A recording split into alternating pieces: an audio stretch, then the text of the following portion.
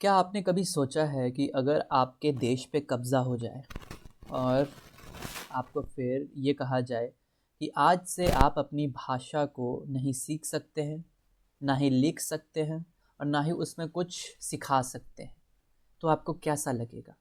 और आप वैसे सिचुएशन में क्या करोगे? क्लास 12th में एक चैप्टर है इंग्लिश सब्जेक्ट में, द लास्ट लेसन। ये द लास्ट लेसन आपको यही समझाता है और इसी के बारे में बताता है कि एक देश है फ्रांस नाम का, उसके कुछ इलाकों पर जर्मन एम्पायर कब्जा कर लेती है और कब्जा कर कर वो ये कहते हैं कि आज से आप फ्रेंच नहीं बोल सकते हैं, ना ही फ्रेंच सीख सकते हैं और ना ही आप फ्रेंच में पढ़ा सकते हैं। आपको अब से जर्मनी सीखना पड़ेगा, जर्मन में पढ़ना पड़ेगा, जर्मन में लिखना पड़ेगा और जर्मन सिखाना पड़ेगा। तो इस कहानी का एक जो प्रोटैगनिस्ट है वो एक बच्चा है और वो बच्चे के दिमाग में क्या चलता है उस चीज़ को दिखाया गया है। वो बच्चा क्या सोचता है उस पूरे कहानी के दौरान, उस चीज़ को बताया गया है। जैसा कि आप इस वीडियो को इसलिए देख रहे हैं क्योंकि आपको एग्ज़ाम के लिए प्रिपेयर करना है। एग्ज़ाम के लिए प्रिपेयर करना है वो तो अच्छी बात है, पर सिर्फ आंसर रटने आप नहीं आए हैं, आप इस कहानी को दिल में बिठाने आए हैं ताकि जब आप एग्ज़ाम में उन क्वेश्चंस के सामने बैठें और सवाल आए तो आपको पूरा पिक्चर दिखे आपके आंख के सामने और उस पिक्चर को फिर आप पेपर पर उतार सकें शब्दों के फॉर्म में। वो कैसे होगा?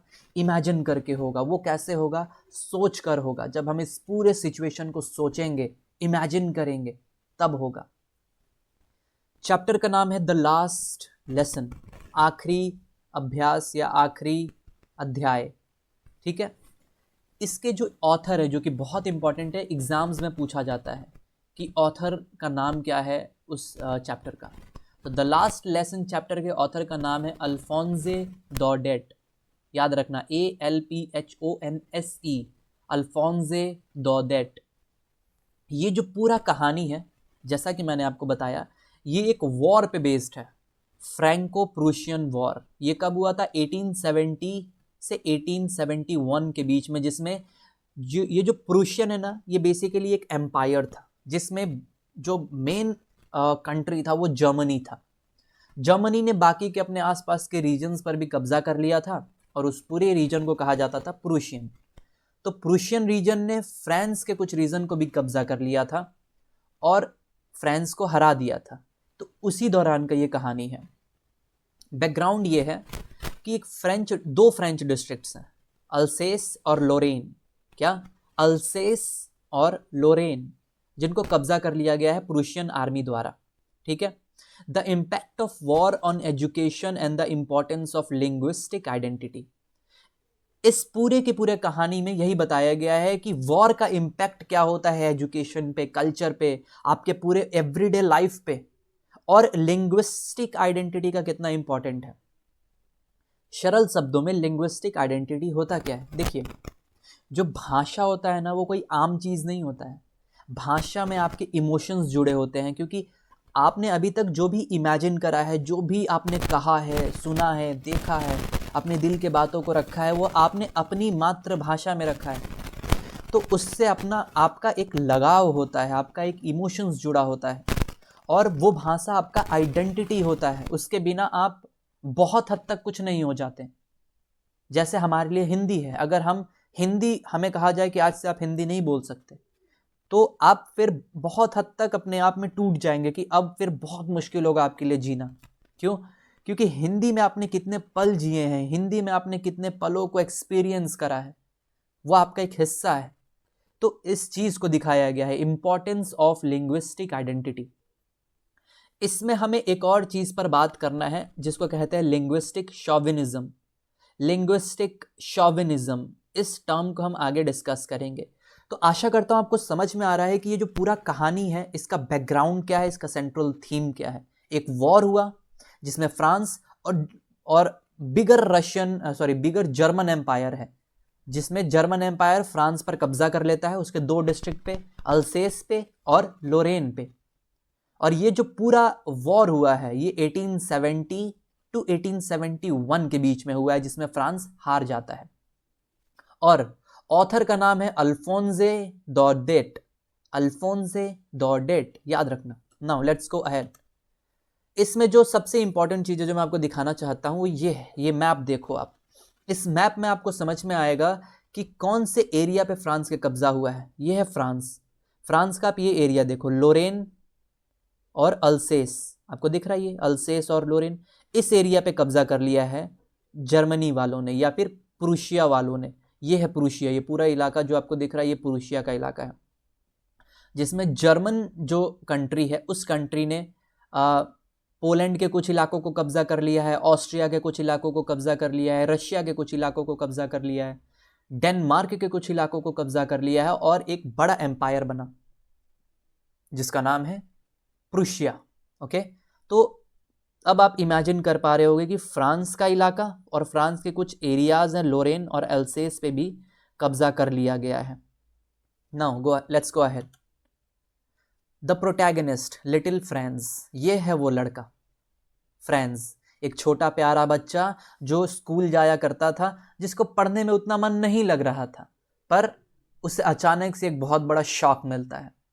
एक सुबह था जब फ्रांस अपने घर से निकलता है स्कूल जाने के लिए। जब वो घर से निकल रहा होता है तो पिछले दिन उसको स्कूल से होमवर्क मिला होता है कि तुम अगले बार आओगे तो तुमको पार्टिसिपल्स, इंग्लिश में पार्टिसिपल्स होता है, वैसे फ्रेंच में भी उसके ग्रामर्स में पार्टिसिपल्स होते हैं, उनको सुनाना पड़ेगा, बताना पड़ेगा। पर फ्रांस ने वो याद नहीं किया था, इस चीज़ से वो डर में था। Franz is late for school and fear a scolding. Franz school के लिए लेट है और उसे एक डर है कि स्कूल में जाऊंगा तो मुझे डांट पड़ेगा। Okay, he hasn't prepared his lesson on participles. The warm weather, birds chirping and Prussian soldiers drilling are more attractive than school. जैसे ये घर के बाहर निकलता है स्कूल जाने के लिए फ्रांस, तो इसे दिखता है कि जो प्रूशियन सोल्जर्स है उन्होंने कब्जा कर लिया है पूरे इलाके पे और वो ड्रिलिंग कर रहे हैं, यानी वो एक तरीके से अपना अभ्यास कर रहे हैं, एक तरीके से अपना वो परेड कर रहे हैं, जो सुबह का परेड होता है। वेदर बहुत प्यारा है, बहुत वार्म वेदर है। बर्ड्स चर्प कर रहे हैं, बर्ड्स आवाज़ कर रहे हैं, चहचहा रहे हैं बर्ड्स। तो इसे मन तो नहीं कर रहा होता है स्कूल जाने का, क्यों? क्योंकि ये बहुत उसे अट्रैक्टिव लग रहा होता है कि सोल्जर्स को देख रहा है, वो चिड़ियाएँ उड़ रही हैं, मौसम बहुत प्यारा है, मन कर रहा है उसे कि यहीं पर बैठा रहे और देखते रहे, पर इसे स्कूल जाना पड़ता है। तो जब ये स्कूल के लिए जा रहा होता है, he notices a crowd at the town hall where all bad news, lost battles, drafts has originated for 2 years. Okay, जैसे ये गुजर रहा होता है मेन टाउन से तो उसे एक बुलेटिन बोर्ड दिखता है, ये बुलेटिन बोर्ड जहाँ पर हर तरीके के न्यूज़ को पब्लिश किया जाता था कि फ्रांस वॉर हार गया है, या फिर सोल्जर्स को आर्मी के लिए आर्मी को सोल्जर्स का नीड है तो लोगों को रिक्रूट किया जाएगा, या जिस तरीके का भी न्यूज़ इसी बुलेटिन बोर्ड पर पब्लिश किया जाता था। तो फ्रांस वहाँ से गुजरता है और वो देखता है कि कुछ लोग वहाँ पर खड़े हैं और उस बुलेटिन बोर्ड को देख रहे हैं। Okay, now N unusual school atmosphere. जैसे ये स्कूल के लिए जाता है तो यूजुअली क्या होता है कि स्कूल में बहुत ज़्यादा नॉइज़ होता है, डेस्क पे बच्चे इधर उधर करते रहते हैं, सब एक आवाज़ में लेसन्स को पढ़ने लग जाते हैं। यूनिसन मतलब एक साथ किसी चीज़ को समझना या पढ़ना, unison that is okay. But today, आज जो फ्रांस आज पहुंचता है स्कूल, उसे दिखता है कि आज बहुत ज़्यादा शांति है। और ऐसा शांति नहीं होता था, ऐसा शांति केवल संडे को होता था। क्यों? क्योंकि संडे को छुट्टी होता था, बच्चे स्कूल में होते नहीं थे और हल्ला गुल्ला नहीं होता था। जैसे आप और हम भी स्कूल में रहे हैं या आप अभी जाएंगे स्कूल, तो स्कूल का एक एटमॉस्फेयर अलग होता है जहाँ पर बहुत ज़्यादा एक आवाज़ होता है, बच्चे कुछ ना कुछ बात करते रहते हैं, कुछ बच्चे खेलते रहते हैं, कुछ बच्चे झगड़ा करते रहते हैं, कुछ बच्चे चिल्लाते रहते हैं और कुछ बच्चे पढ़ रहे होते हैं, एक अलग ही माहौल होता है। पर उस दिन ऐसा नहीं था। M Hamel's appearance. M Hamel was the teacher. The teacher is wearing his special clothes, green coat, frilled shirt and silk cap, usually reserved for inspection days. आज जो उनके टीचर थे, फ्रेंच टीचर, जो फ्रेंच लैंग्वेज पढ़ाते थे, वो आज बहुत ही अलग दिख रहे थे, जो आमतौर पर वो नहीं दिखते थे। वो सिर्फ ऐसा ड्रेस में तभी आते थे जब या तो कोई इंस्पेक्शन का दिन हो या प्राइज देने का दिन हो या कुछ स्पेशल दिन हो, तभी वो ऐसे ड्रेस में स्कूल में आते थे। पर आज वो उसी ड्रेस में स्कूल आए हैं जिस ड्रेस में वो नॉर्मल नहीं आते थे। और जैसे ही फ्रेंड्स स्कूल के अंदर एंट्री करता है और बेंच पर जाकर बैठता है तो उसे एक बहुत ही अलग चीज़ दिखता है। आज उसे ये दिखता है कि बैक बेंचेस पे villagers, old Hauser, former mayor, former postmaster are sitting quietly on the back looking sad. कि आज गांव के लोग भी आकर स्कूल के बेंचेस पे बैठे हुए हैं, फॉर्मर मेयर आकर बैठा हुआ है, फॉर्मर पोस्टमास्टर आकर बैठा हुआ है, और ये दिख भी बहुत उदास रहे हैं। फ्रेंच को कुछ समझ नहीं आता पर फ्रेंच जाके बैठ जाता है और हर चीज़ देखने लगता है।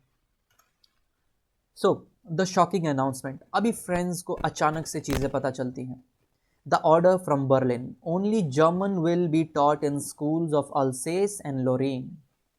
जो फ्रेंच के टीचर होते हैं, जो उनको फ्रेंच पढ़ाते हैं, वो चुपचाप बैठ जाते हैं और बैठकर वो अनाउंस करते हैं कि बच्चों, आज ये मेरा आखिरी दिन है तुम्हारे बीच जब मैं तुम्हें फ्रेंच पढ़ाऊंगा।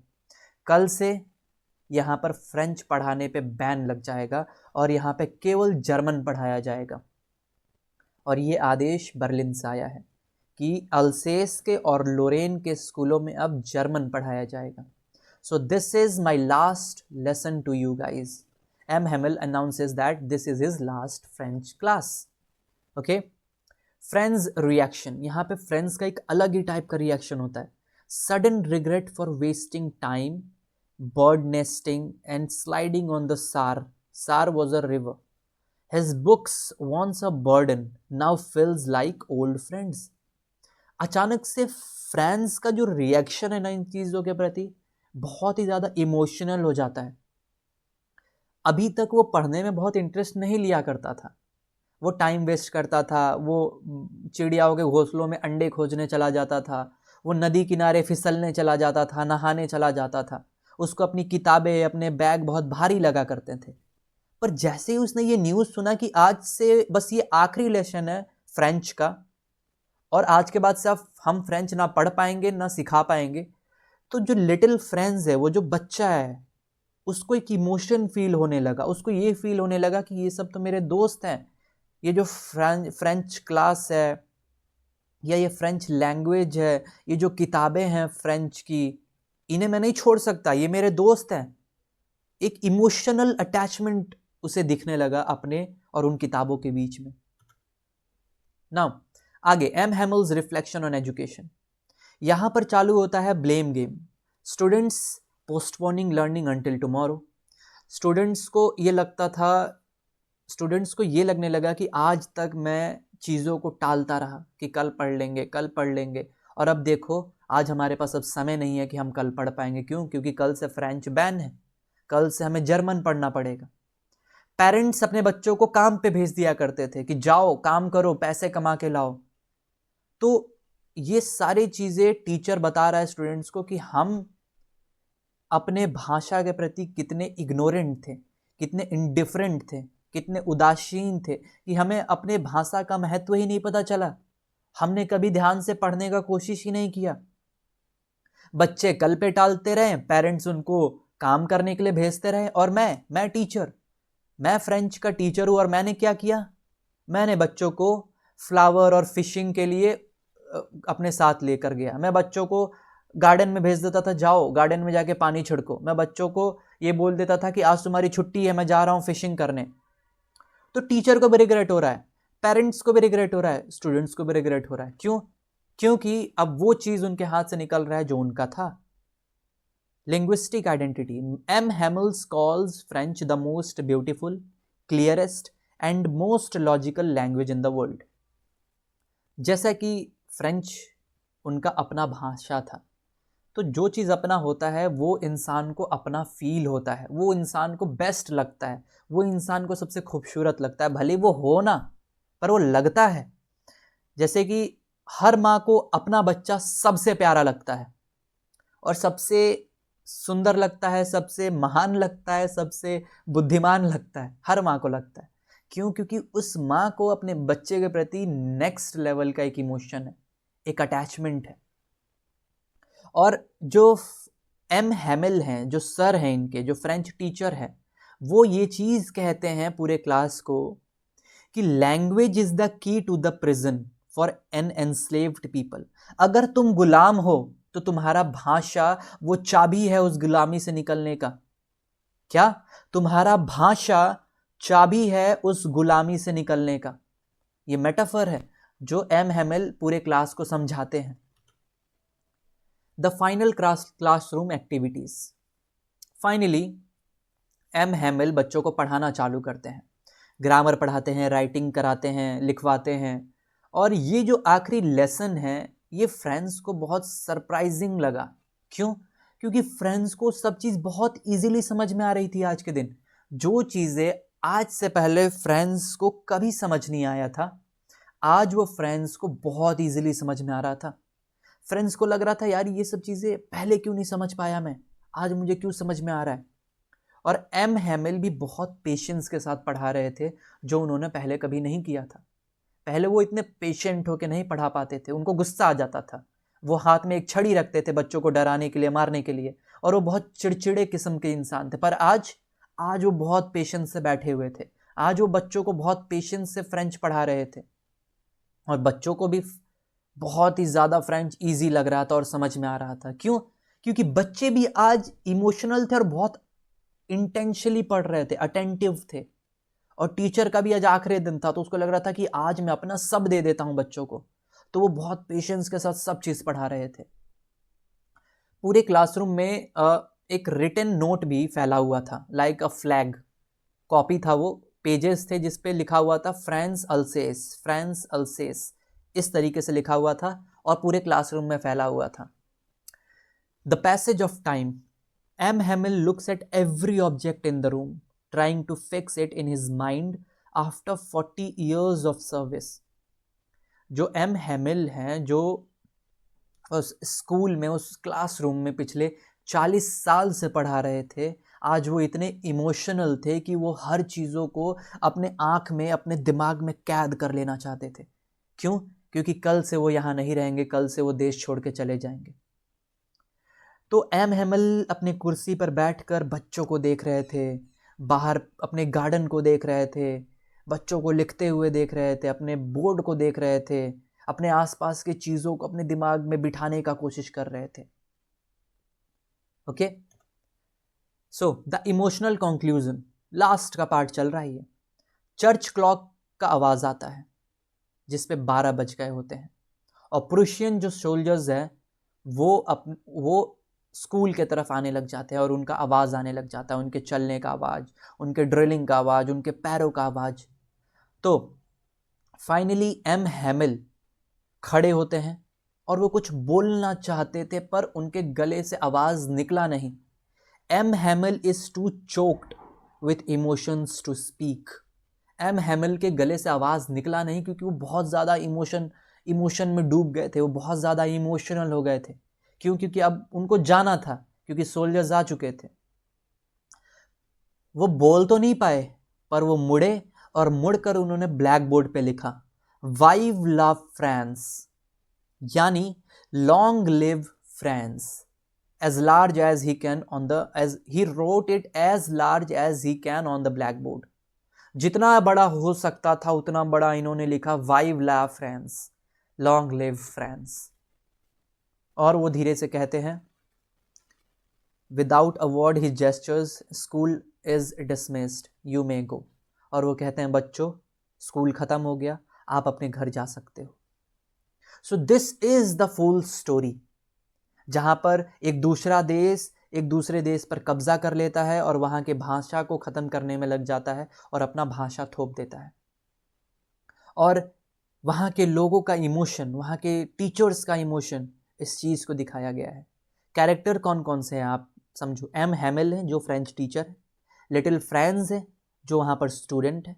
फ्रांस को पढ़ना अच्छा नहीं लगता था पर आज उसको पढ़ना बहुत अच्छा लगा, क्योंकि आज उसको रियलाइज हुआ कि कल से वो फ्रांस नहीं सीख पाएगा, फ्रेंच लैंग्वेज नहीं सीख पाएगा। और जो टीचर हमेशा फ्रस्ट्रेटेड रहता था, जो टीचर उतने पेशेंस से हमेशा नहीं पढ़ाता था, आज वो बहुत पेशेंस से पढ़ा रहा था। क्यों?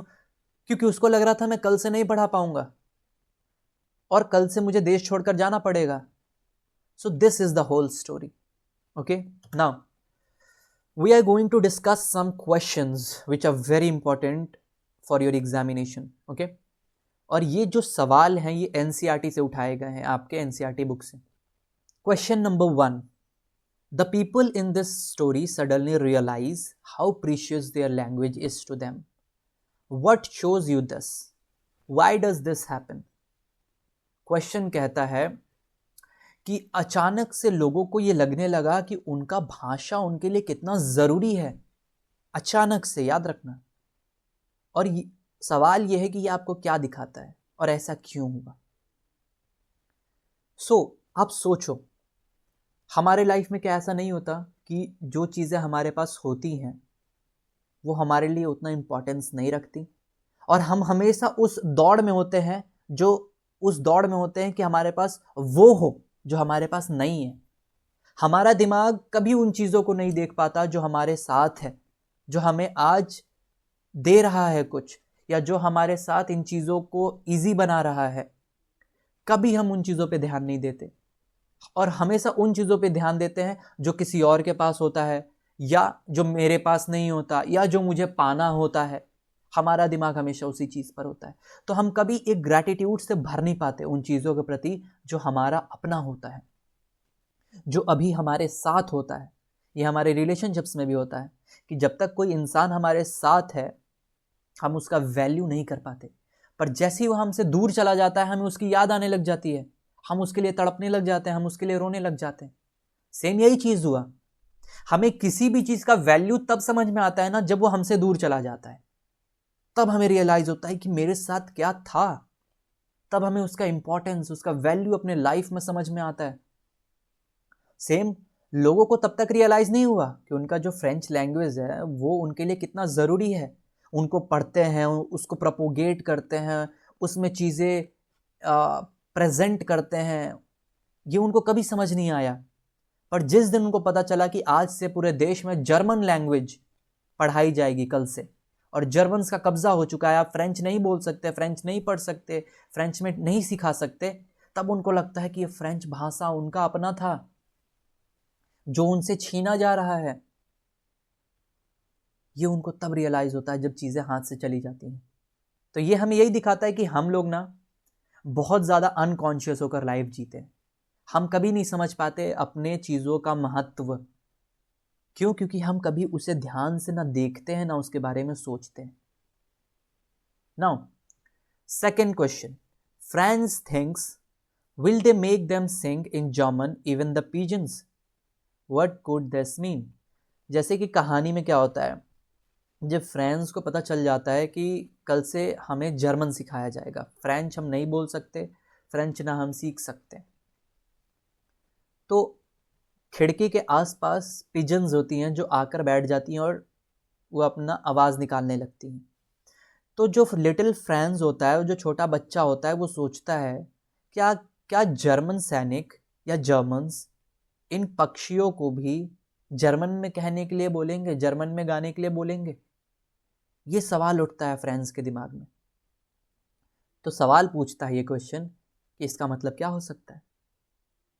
देखो, इसका मतलब ये होता है ना, जब हम किसी भी जगह पे कब्जा करते हैं तो सबसे पहले उनके आइडेंटिटी को ब्रेक करने का कोशिश करते हैं, ताकि वो करप्ट हो जाए, ताकि वो छोटे हो जाए अपने नज़र में, ताकि वो हमसे अलग फील ना करे और वो हमें अपना मान ले। इसीलिए अपना भाषा थोपा जाता है किसी और पे। ठीक है, तो फ्रेंच सोचता है कि हम पर तो जर्मन ये थोप रहे हैं, क्या इस पक्षियों पर भी थोप पाएंगे? पर रियलिटी क्या है? रियलिटी ये है कि इंसान इंसान को गुलाम बना लेता है। इंसान अपना सोच इंसान पर थोप सकता है, अपना भाषा थोप सकता है, अपना कल्चर थोप सकता है, अपना खाना थोप सकता है, हर चीज़ थोप सकता है। एक इंसान दूसरे इंसान को गुलाम बना सकता है, पर रियलिटी ये है कि एक इंसान नेचर को कभी भी गुलाम नहीं बना सकता। वो जर्मन्स कभी उस पिजन से नहीं कह सकते कि कल से तुम जर्मन में बोलोगे, कल से तुम जर्मन में गाओगे, नहीं बोल सकते। They can not make them slave, they can not makes nature their slave. Nature is free, nature is vast. हम नेचर के लिए बहुत छोटे हैं, हम नेचर पे कब्जा नहीं कर सकते, पर हम इंसानों पे कर सकते हैं और इंसानों को हम गुलाम बना सकते हैं। तो लिटिल फ्रेंच के दिमाग में यही सवाल उठता है कि हमें तो गुलाम बना लिया तुमने, क्या तुम इन पंछियों को भी, इन पेड़ों को भी गुलाम बना सकते हो? The question is, the answer is no, नहीं बना सकते वो। Third question, when a people are enslaved, as long as they hold fast to their language, it is as if they had the key to their prison. ये coat था।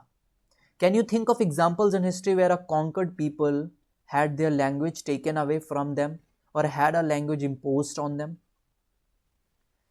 जो coat है वो ये है कि अगर तुम गुलाम हो पर तुमने अपने भाषा को नहीं त्यागा है, तो वो भाषा तुम्हारी चाबी बनेगी उस गुलामी से निकलने के लिए।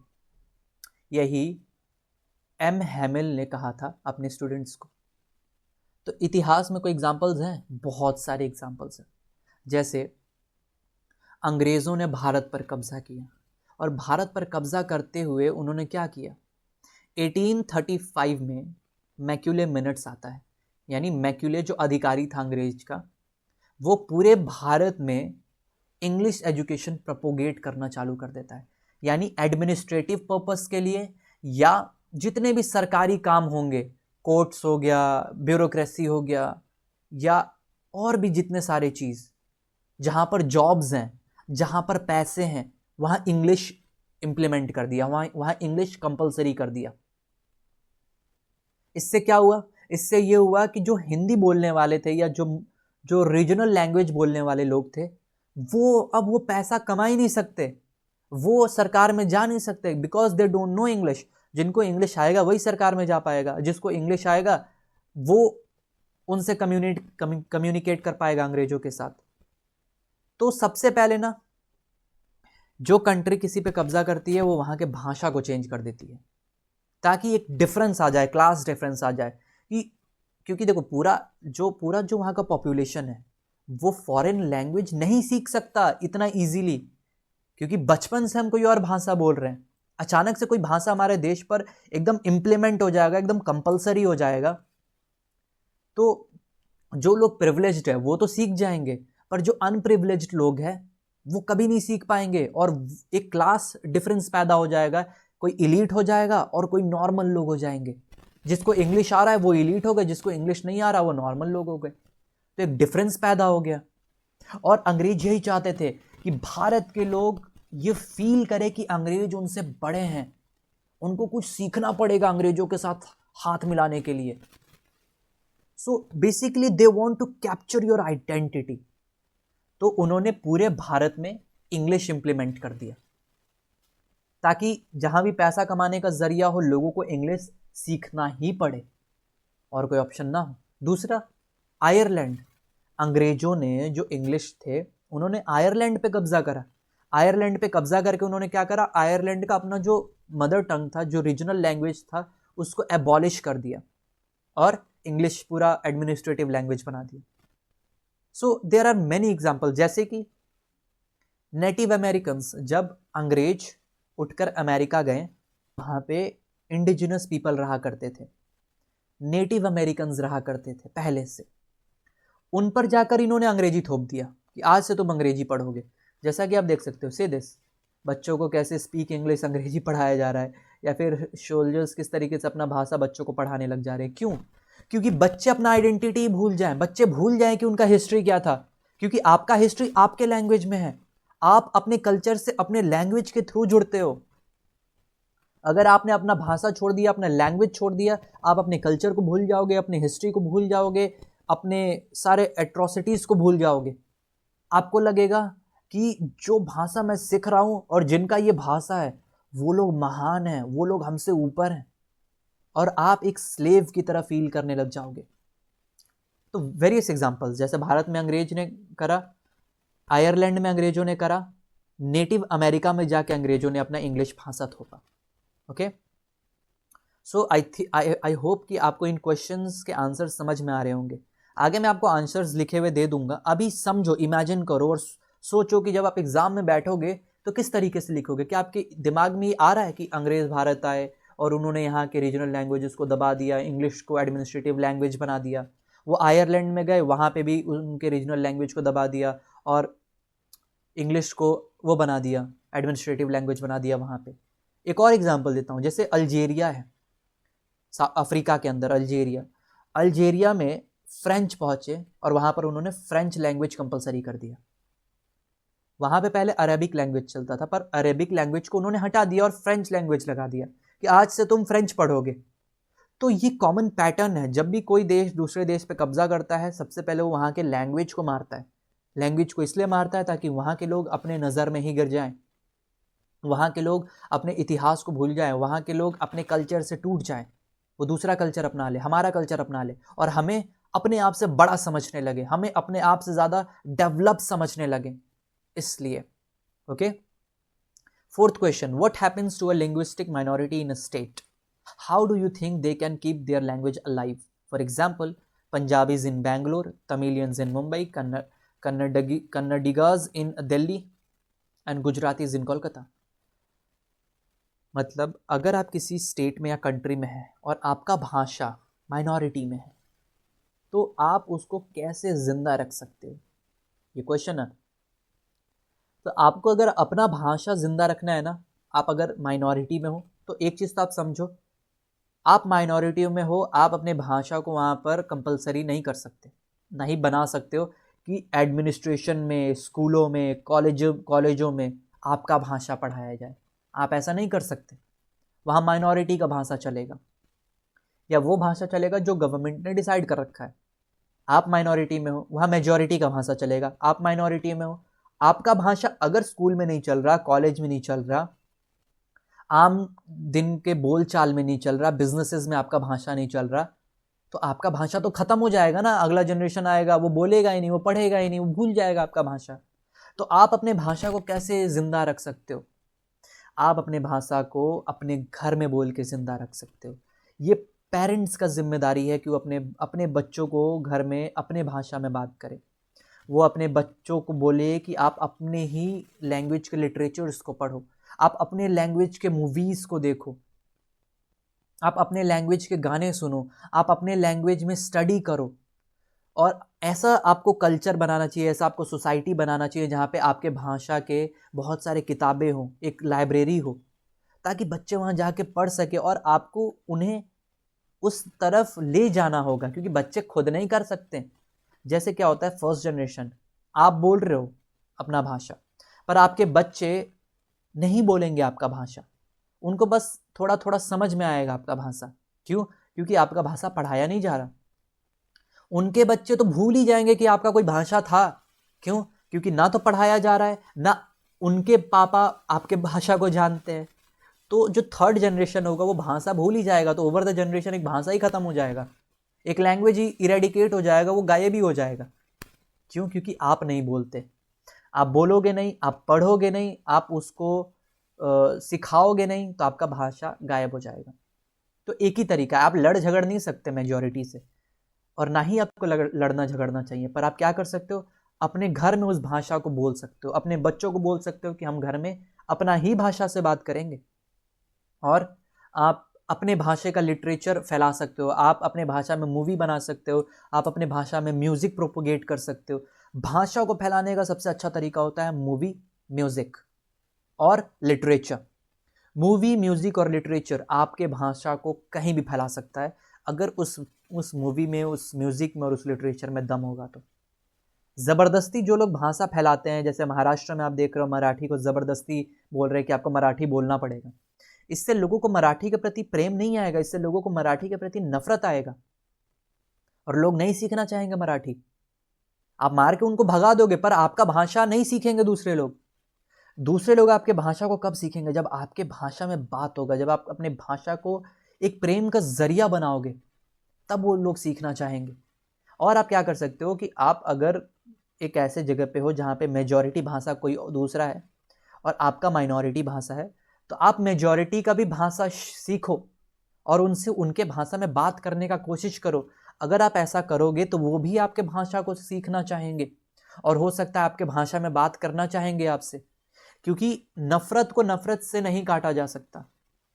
गांधी जी ने कहा था नफरत को आप नफरत से नहीं काट सकते।